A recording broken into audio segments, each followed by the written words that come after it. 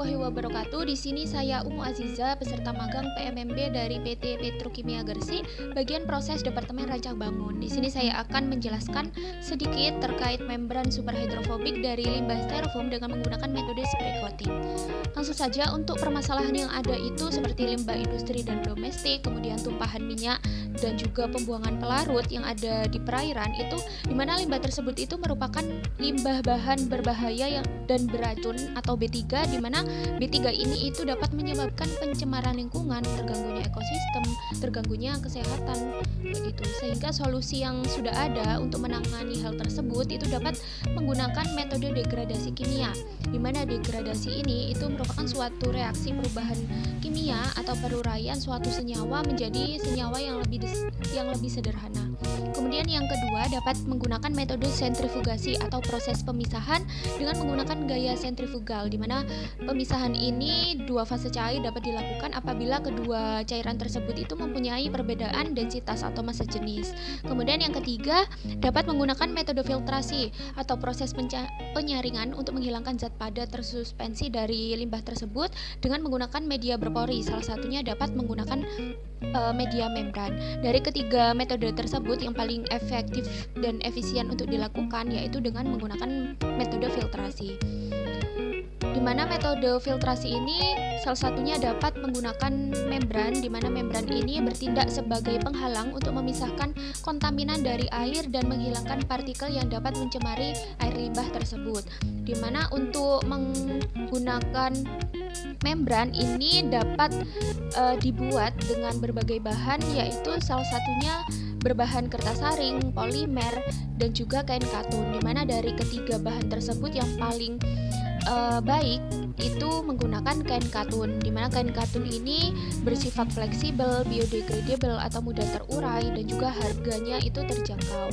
Sedangkan untuk kertas saring sendiri itu jika digunakan itu mudah sobek waktu penyaringan. Kemudian yang berbahan polimer juga bahan tersebut itu tidak bersifat biodegradable atau susah terurai, seperti itu.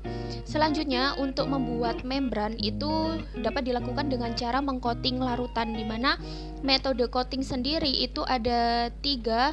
Yang pertama ini ada deep coating atau proses pencelupan membran ke dalam larutan coating dengan kecepatan tertentu, kemudian diangkat secara vertikal, kemudian di mana larutan coating tersebut itu akan menempel pada membrannya dengan membentuk lapisan yang tipis seperti itu.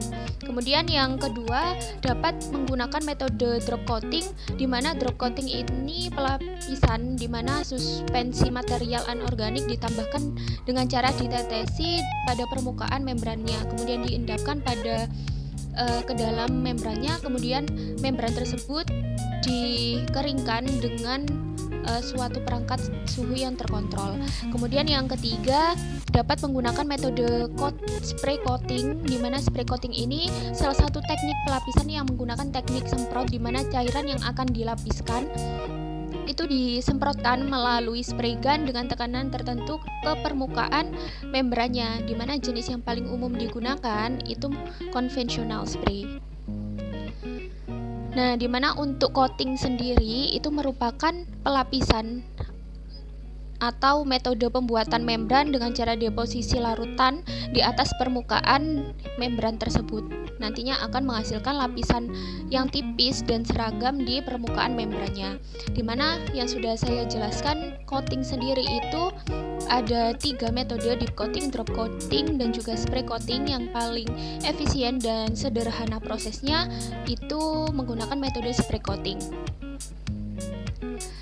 Nah, selain permasalahan limbah berminyak, ada juga limbah styrofoam di dunia ini sebesar 25 miliar, di mana penggunaan styrofoam tertinggi itu digunakan sebagai wadah makanan sebesar 40%, kemudian yang lainnya untuk non makanan 20%, elektronik 7%, bangunan dan konstruksi 12%, furniture 2%, dan lain-lain 19%. Di mana untuk styrofoam sendiri itu dapat digunakan sebagai larutan coating dikarenakan sifat dari styrofoam sendiri itu susah didaur ulang, sehingga jika digunakan sebagai larutan coating itu nantinya akan mengurangi jumlah limbah yang ada. Kemudian yang kedua, sifat dari styrofoam sendiri itu yaitu termoplastik atau jenis plastik yang gampang melunak jika mengalami pemanasan dan akan mudah mengeras jika mengalami pendinginan. Kemudian yang ketiga, sifatnya atau komposisi dari styrofoam sendiri itu terdiri dari 95% polistirena, di mana polistirena sendiri itu bersifat hidrofobik atau anti air, sehingga dapat memisahkan campuran minyak dan juga air dengan cara membran tersebut itu menyerap minyak dan juga menolak air. Nah, maka solusi yang dapat digunakan untuk menanggulangi limbah styrofoam dan juga limbah berminyak itu dapat menggunakan membran dari kain katun yang nantinya akan dilapisi dengan larutan polistirena yang terbuat dari limbah styrofoam dengan cara spray coating yang akan nantinya menghasilkan membran yang bersifat suprahidrofobik dengan sudut kontak antara droplet dan juga permukaan membrannya itu kisaran 150 derajat. Dimana untuk membuat membran yang bersifat suprahidrofobik itu dapat dilakukan dengan cara dapat menggunakan bahan polistirena, toluen, ZNO, kain katun, dan alat yang digunakan yaitu spray gun, oven, alat uji efisiensi, dan juga alat uji kontak angle. Dimana untuk langkah kerja pembuatan larutan coating itu langkah pertama membersihkan styrofoam dengan cara mencuci dengan sabun cuci, kemudian nantinya dikecilkan ukurannya sebelum dilakukan penimbangan dengan neraca analitik sebanyak 5 gram, kemudian nanti dilarutkan ke dalam larutan toluen sebanyak 100 gram, kemudian nantinya ditambahkan dengan senyawa ZNO sebanyak 1 gram, nantinya akan menghasilkan larutan coating. Untuk proses coatingnya sendiri ke permukaan kain katun itu dengan cara spray coating sebanyak 3 kali di permukaan kain katunnya dengan menggunakan larutan coating yang sudah dibuat tadi, baru nanti dikeringkan di suhu ruang atau di oven yang nantinya akan merubah sifat dari kain katun itu sendiri bersifat hidrofobik seperti itu. Selanjutnya untuk uji yang perlu dilakukan pada membrannya yaitu uji SEM yang digunakan untuk melihat morfologi permukaan kain katun yang setelah di-coating. Kemudian untuk uji XRD dan FTIR digunakan untuk mengetahui bentuk senyawa yang sudah tercoating yaitu ZNO dan juga selulos. Kemudian untuk mengetahui gugus fungsi pada permukaan kain katun apakah benar-benar senyawa ZNO dan juga selulos. Kemudian dilakukan uji kontak angle untuk mengetahui sifat dari membran tersebut apakah hidrofobik atau suprahidrofobik. Kemudian dapat dilakukan uji efisiensi yaitu uji untuk mengetahui pemisahan minyak dan juga air secara batch dan juga kontinu. Untuk uji SEM sendiri atau scanning elektron mikroskop merupakan suatu mikroskop elektron yang menerapkan prinsip difraksi elektron yang prinsip kerjanya sama dengan mikroskop optik. Dimana untuk uji SEM sendiri itu dilakukan untuk mengetahui morfologi pada permukaan membran kain katun yang telah dilapisi larutan coating polistiren dan senyawa ZNO yang dapat dilihat pada gambar tersebut, di mana senyawa ZNO itu akan menempel pada serat membran kain katun setelah dilakukan pengotingan. Selanjutnya untuk uji XRD sendiri itu merupakan metode yang digunakan untuk menentukan struktur kristal suatu padatan, di mana teknik XRD sendiri itu berperan penting dalam proses analisis padatan kristal maupun amorf.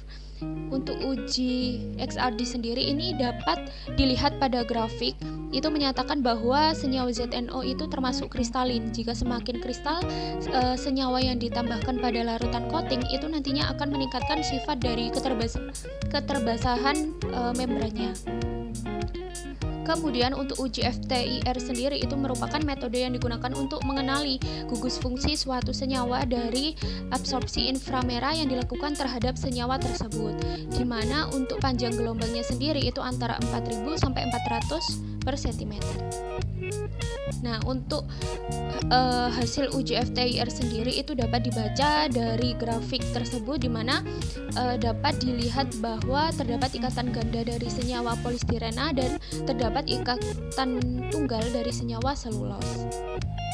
Selanjutnya, untuk uji kontak angle sendiri itu digunakan untuk mengukur sudut antara permukaan kain katunya atau membran tadi dengan droplet air.